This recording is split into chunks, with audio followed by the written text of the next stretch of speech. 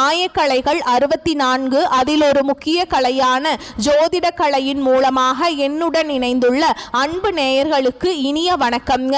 துலாம் ராசிக்கார நேயர்களுக்கு புதுசா அப்படி என்ன இருக்க போகுது, எப்பவும் போல வாழ்க்கை கீழேயே தான் போகுது அப்படின்னு கதரும் நேயர்களுக்கு ஒரு நல்ல செய்தி காத்திருக்குது. அந்த செய்தியை தெரிஞ்சுக்கிறதுக்கு முன்னாடி இந்த உலகை காக்கும் முருகப்பெருமானுடைய பாதம் தொட்டு வணங்கி வீடியோக்குள்ள போலாங்களா? என்னுடன் சேர்த்து நீங்களும் இந்த மந்திரத்தை சொல்லிட்டே உங்களால முடிஞ்சதுன்னா கமெண்ட் பாக்ஸ்ல ஒரு முறை கமெண்ட் பண்ணுங்க. ஓம் முருகா போற்றி, ஓம் முருகா போற்றி, ஓம் முருகா போற்றி.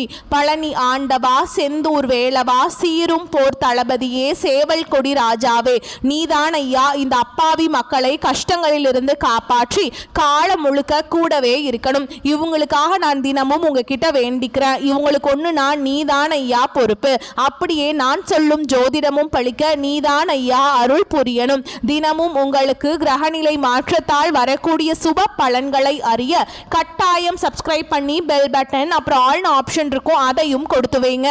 ஒவ்வொரு பதிவும் உங்களைய வெற்றியடைய வைக்க வேண்டும் அப்படிங்கிற எண்ணத்துல தாங்க நாங்க போட்டுட்டு இருக்கோம். நம்மளுடைய துலாம் ராசிக்காரங்களை பொறுத்த வரைக்கும் இவங்க எல்லாருடைய வாழ்க்கைக்கும் வழிகாட்டியாக இருப்பாங்க. கம்பீரமான தோற்றத்துக்கு சொந்தக்காரங்களாக இருப்பாங்க. தாயை போல அன்புள்ளம் கொண்டவங்களாக இவங்க இருக்காங்க. இவங்க நட்புக்கு முக்கியத்துவம் தருவாங்க. அதே நேரத்தில் நண்பனுக்காக உயிரை கொடுக்க கூட இவங்க தயங்க மாட்டாங்க. நல்ல பேச்சுக்கு சொந்தக்காரங்களாக இவங்க இருப்பாங்க. குறி விலகாத அம்பு போல குறிக்கோள் தவறாமல் இவங்க வாழ்ந்துட்டு இருக்காங்க. இவங்க உங்களை பொறுத்த வரைக்கும் தான் மட்டும் நல்லா இருக்கணும் அப்படிங்கிற சுயநலம் கிடையாதுங்க. தன்னை சுற்றி இருக்கிற எல்லாருமே நல்லா இருக்கணும் அப்படிங்கிற பொதுநல குணத்தோடு இவங்க வாழ்ந்துட்டுருக்காங்க. இவ்வளவு அழகான நற்குணங்களை கொண்ட நம்மளோட துலாம் ராசிக்காரங்க இந்த நிமிஷம் வரைக்கும், இந்த நொடி வரைக்கும் நலமாக இருக்காங்களா அப்படின்னு பார்த்தீங்கன்னா கிடையவே கிடையாதுங்க. பலவிதமான கஷ்டங்களையும் துன்பங்களையும் அனுபவிச்சு தாங்க ஒவ்வொரு நாளையும் இவங்க வாழ்ந்துட்டு இருக்காங்க. இவங்க வாழ்க்கையில் இருக்கக்கூடிய இந்த துன்ப நிலை, இந்த காலகட்டம் ஏற்படக்கூடிய சனி சூரியன் பயிற்சியின் மூலமாக காணல் நீரா மறைய போகுதுங்க. இவங்க வாழ்க்கையே தலைகீழா மாறப்போகுது. இது நாள் வரைக்கும் பிரச்சனை மட்டும் நிறைந்து கிடந்த இவங்க வாழ்க்கையில இனி வரக்கூடிய காலங்களில் சந்தோஷம் நிலைச்சிருக்க போகுதுங்க. இவங்களுடைய ஆசைகளும் கனவுகளும் நிறைவேற போகுது. இவங்க வாழ்க்கையில இது நாள் வரைக்கும் இருந்த தடைகள் எல்லாம் நீங்க போகுது. திருமணம் ஆகாத துலாம் ராசிக்காரங்களுக்கு திருமண தடை நீங்கி திருமணம் நடக்க போகுது. குழந்தை பாக்கியம் இல்லாதவர்களுக்கு குழந்தை பாக்கியம் கிடைக்க போகுது. பூர்வீக சொத்து ரீதியாக இருந்த அனைத்து பிரச்சனைகளுக்கும் தீர்வு கிடைக்கக்கூடிய காலகட்டமா உங்களுக்கு இந்த காலகட்டம் அமைஞ்சிருக்குதுங்க. குடும்பத்துல கணவன் மனைவிக்கிடையே இருந்த ஈகோ பிரச்சனையெல்லாம் காணாம போக போகுது. கணவன் மனைவி இருவருமே ஒற்றுமையான வாழ்க்கையை வாழ போறீங்க. உங்க குடும்பத்துல சந்தோஷம் நிலைச்சிருக்க போகுதுங்க. நம்மளுடைய துலாம் ராசிக்காரங்க சமநிலை, நீதி மற்றும் தர்மத்தை உயர்த்தி பிடிச்சிட்டு இருக்காங்க. இவங்க மற்றவர்களுக்காக பாடுபட்டாலும் அவர்களின் வாழ்க்கை சமமாக இல்லை. நல்லவர்கள் ஏன் கஷ்டப்படுறாங்க, கெட்டவர்கள் ஏன் சிரிக்கிறார்கள் என்ற கேள்வி இவர்கள் மனதில் அடிக்கடி எழுந்துகிட்டு இருக்குங்க. துலாம் ராசிக்காரங்க நேர்மையானவங்க, கஷ்டப்படுபவர்களுக்கு உதவி செய்பவர்கள். ஆனால் இவர்கள் சோதனைகளை அனுபவிக்கிறாங்க. கெட்டவர்கள் சிரிப்பதை போல தோன்றினாலும் அவர்களுக்கு பின்னால் கர்ம ரகசியம் இருக்குதுங்க. சனி, சுக்கிரன், புதன் ஆகிய 3 கிரகங்களின் கலவையால் துலாம் ராசியின் வாழ்க்கை அமையுதுங்க. அவர்கள் எப்பொழுதும் நியாயம் மற்றும் தவறு பற்றிய கேள்விகளை எழுப்பி சுய பரிசோதனை செய்கிறாங்க. துலாம் ராசிக்காரங்க நல்லவங்க. ஆனால் சில சமயங்கள்ல அவர்களின் நல்ல குணம் அவர்களுக்கே எதிராக மாறுதுங்க. அவர்கள் மற்றவர்களின் பழிகளையும் பாவங்களையும் சுமப்பவர்களாக தெரிகிறார்கள். அவர்கள் மற்றவர்களின் உணர்ச்சிகளுக்கு முன்னுரிமை கொடுத்து மற்றவர்கள் நிம்மதியாக வாழ வேண்டும் என்று நினைக்கிறாங்க. சமநிலை ஆன்மா தன்னுடைய நிம்மதியை மற்றவர்களுக்காக தியாகம் செய்கிறது. தியாகத்தால் தான் துலாம் ராசிக்காரர்களுக்கு சோதனை வருதுங்க. ஆனால் அது அவர்களை தண்டிப்பதில்லை, உயர்த்துதுங்க. நல்லவர்கள் கஷ்டப்படுவதற்கு காரணம் அவர்கள் கஷ்டத்தை நியாயமாக எதிர்கொள்கிறார்கள். கெட்டவர்கள் சிரிப்பதற்கு காரணம் அவர்களின் கர்ம கணக்கு இன்னும் திறக்கப்படவில்லை. துலாம் ராசிக்காரர்கள் சமாதானத்தை விரும்புவாங்க. ஒழுக்கத்தையும் பண்பையும் கடைபிடிப்பாங்க. அவர்கள் மனதை எளிதில் புரிந்து கொள்ள முடியாது. வெளியில் சிரித்தாலும் உள்ளுக்குள்ள அதிக வலிகளை சுமக்கிறாங்க. அவர்கள் யாரையும் காயப்படுத்த மாட்டாங்க. ஆனா பலர் அவர்களை காயப்படுத்துறாங்க. அவர்கள் அன்பை கொடுத்து வலியை வாங்கிக் கொள்கிறார்கள்.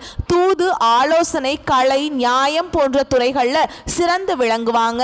வாக்காற்றல், நீதிமன்றம், அரசு, கல்வி, இசை, அழகுத்துறை, சமூக சேவை போன்ற துறைகள் அவர்களுக்கு ஏற்ற துறையாய் இருக்குதுங்க. பணம் தாமதமாக வந்தாலும் நிலைத்திருக்கும். சனி சோதனைகளை கொடுத்தாலும் சுக்கிரன் பாதுகாப்பார். துலாம் ராசிக்காரங்களுக்கு சனி வழிபாடு சிறந்த பரிகாரமா இருக்குதுங்க. சனிக்கிழமைகள்ல பிள்ளையாருக்கு தீபம் ஏற்றி தேங்காய் எண்ணெயில தீபம் ஏற்றி வழிபாடு செய்யுங்க.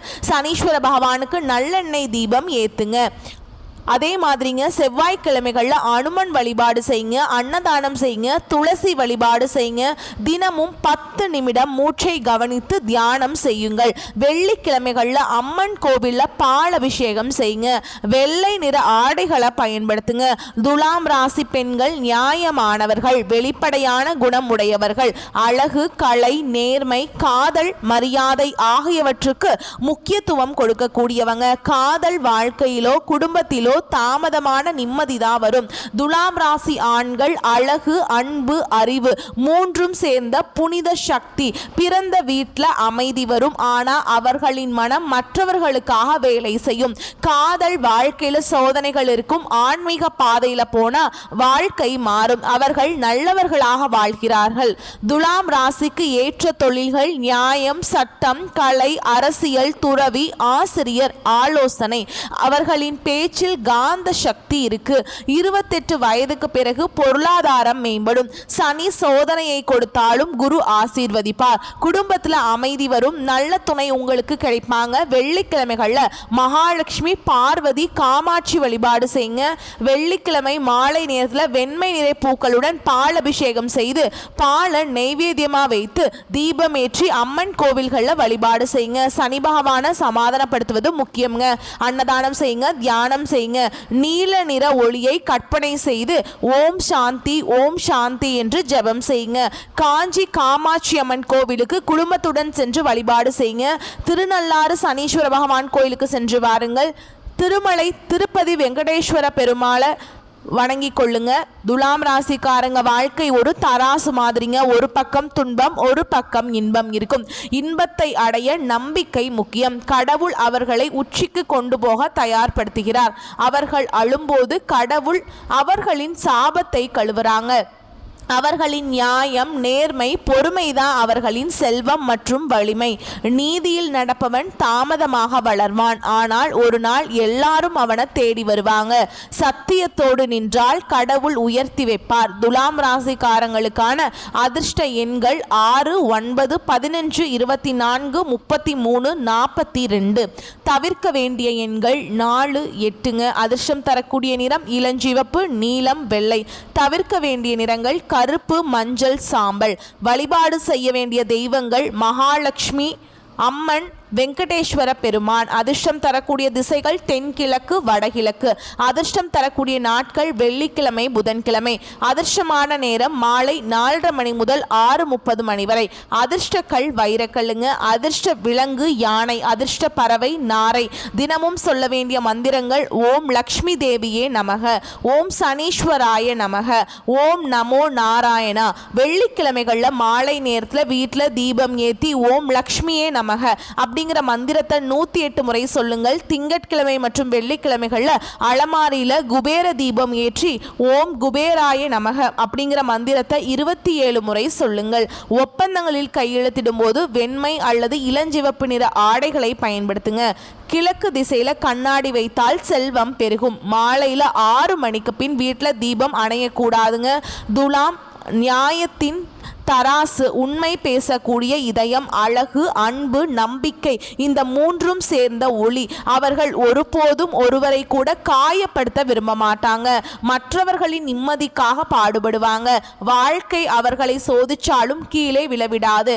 அவர்கள் தெய்வத்தோடு இணையக்கூடிய சோதனையாகவே இருக்கும். துலாம் ராசிக்காரங்க அழுதால் அதில் ஒரு நியாயம் இருக்கும். அந்த நியாயம் அவர்களை தங்கமாக மாற்றும். அவர்களின் மௌனம் கூட ஒரு தவறு. அவர்களின் வாழ்க்கையில் வாழ்க்கையில் வரக்கூடிய தடைகள் தோல்வியை கொடுக்காது. அவர்களின் நியாயத்தை பேசக்கூடிய இதயம் கடவுளுடைய ஆசீர்வாதமாய் இருக்குதுங்க.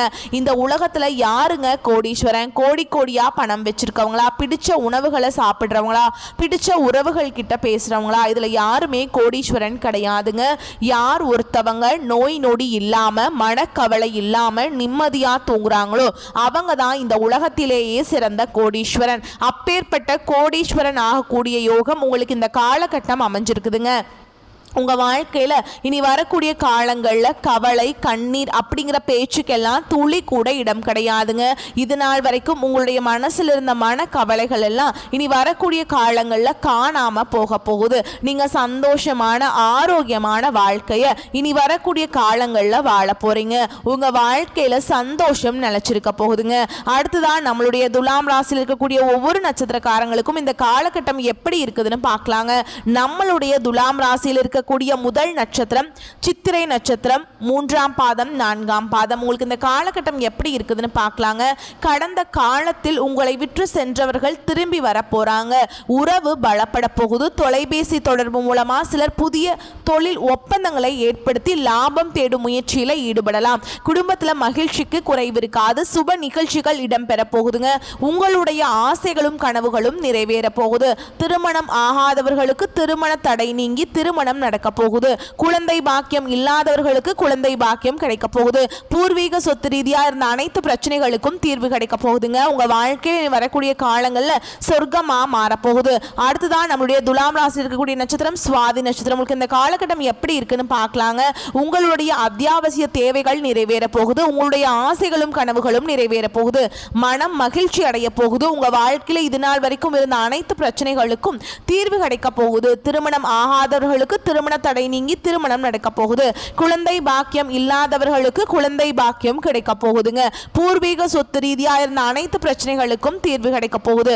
உங்களுக்கு வரவேண்டிய பூர்வீக சொத்து உங்க கையில வந்து சேர போகுதுங்க.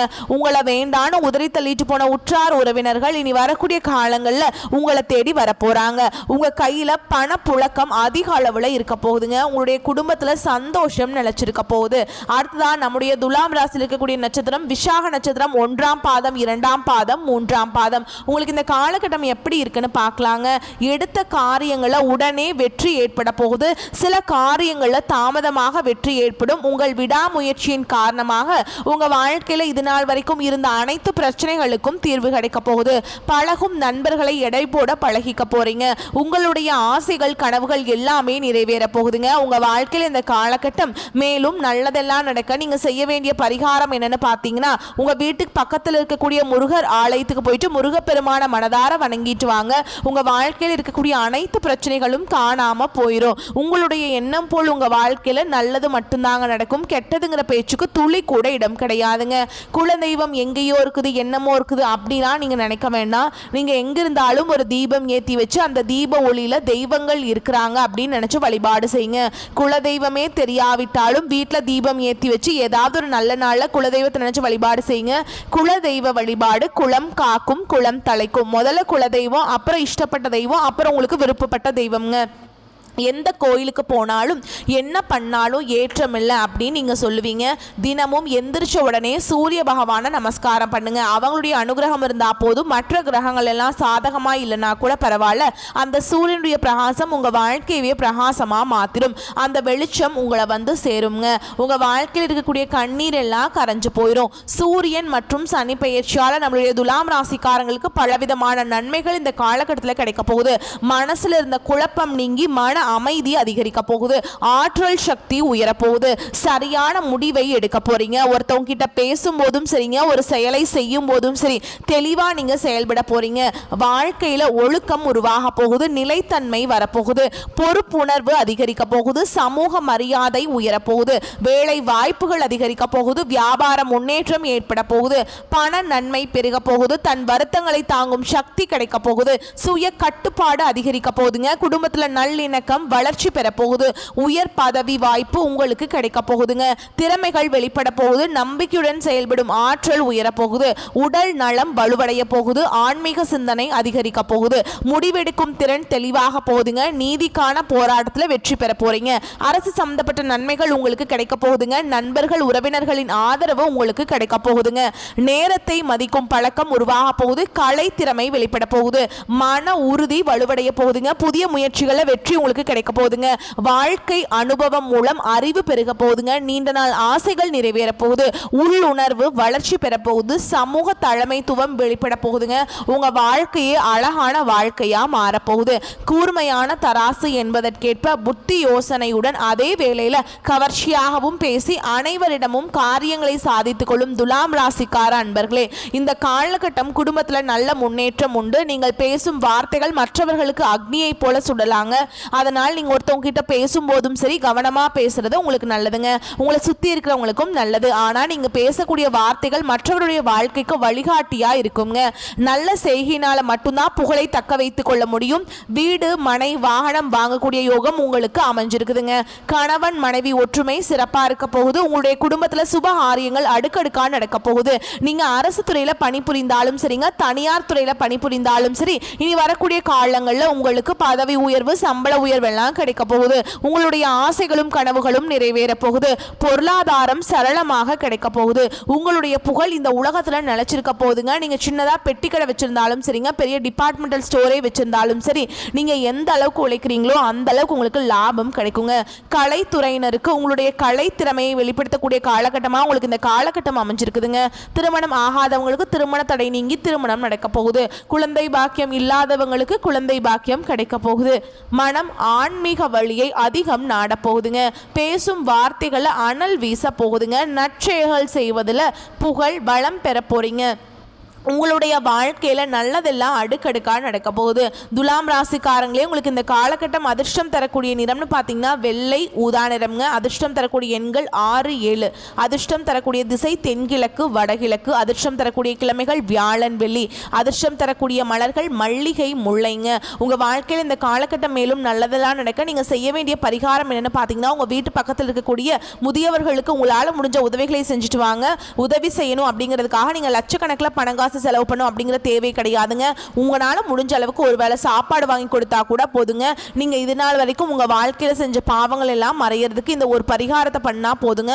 உங்க வாழ்க்கையில உங்களுடைய எண்ணம் போல் நல்லது மட்டும்தாங்க நடக்கும். கெட்டதுங்கிற பேச்சுக்கு துளி கூட இடம் கிடையாதுங்க. வரக்கூடிய வாய்ப்புகளை கரெக்டா பயன்படுத்திக்கோங்க. வாழ்த்துக்கள். நல்லதே நடக்கும். நல்லது மட்டும்தான் நடக்கும். நன்றி, வணக்கம். வாழ்க வளமோடு நலமோடு.